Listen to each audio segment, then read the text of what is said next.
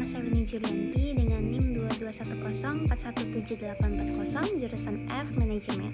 Pada video hari ini saya akan menjawab pertanyaan UTS mata kuliah pemasaran agribisnis yang diajar oleh Ibu Rikola. Untuk pertanyaan nomor yang pertama, menurut saya pemasaran agribisnis adalah proses untuk merencanakan, proses untuk melaksanakan dan mengendalikan kegiatan yang melibatkan produksi, distribusi maupun promosi produk-produk pertanian dan perkebunan. Tujuannya adalah untuk memasarkan produk-produk tersebut kepada konsumen dan pasar secara efektif dan efisien.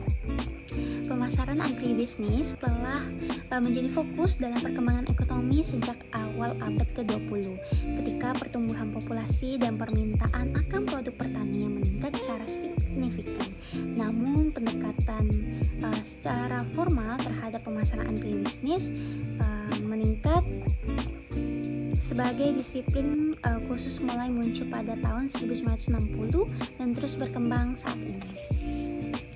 Nah, kemudian untuk pertanyaan ketiga adalah saya akan menjelaskan dan memberikan contoh untuk konsep yang pertama adalah A. Fungsi pemasaran. Fungsi pemasaran mencakup serangkaian kegiatan yang dirancang untuk memenuhi kebutuhan dan keinginan konsumen serta menciptakan nilai bagi produsen. Contohnya adalah pemasaran termasuk penelitian pasar, pengembangan produk, penetapan harga, promosi maupun distribusi, dan layanan ke pelanggan. Yaitu adalah sebuah perusahaan makanan mengadakan penelitian dasar atau penelitian pasar untuk memahami preferensi konsumen lokal. Berdasarkan penelitian ini, mereka mengembangkan produk baru yang sesuai dengan kebutuhan dan keinginan konsumen, menetapkan harga yang kompetitif, mempromosikan produk melalui iklan dan promosi, serta mengatur distribusi produk ke supermarket dan ke toko-toko kecil. Kemudian yang B adalah lembaga pemasaran, yaitu kegiatan untuk produk atau jasa tertentu. Lembaga pemasaran dapat berupa produsen, distributor, atau agen pemasaran. Contohnya adalah sebuah perusahaan elektronik memiliki departemen pemasaran internal yang bertanggung jawab atas promosi dan distribusi produk-produk mereka. Mereka juga dapat menggunakan agen pemasaran luar untuk membantu mereka memasarkan produk-produk tersebut. Kemudian yang C adalah saluran pemasaran. Ini adalah jalur yang digunakan untuk mengarahkan produk dari produsen ke konsumen akhir. Ini melibatkan serangkaian pemasaran atau lembaga yang membantu dalam distribusi dan penjualan produk. Contohnya adalah saluran pemasaran makanan. Dari petani ke konsumen bisa melibatkan beberapa tahap, seperti petani menjual produk mereka ke pedagang grosir dan kemudian menjualnya ke pengecer dan akhirnya sampai ke konsumen melalui toko-toko retail dan toko-toko lokal. Kemudian yang D adalah margin pasar atau margin pemasaran. Ini selisih antara harga jual suatu produk dan biaya yang terkait dengan proses pemasaran produk tersebut. Ini mencerminkan nilai tambah yang diberikan oleh setiap lembaga dalam saluran pemasaran.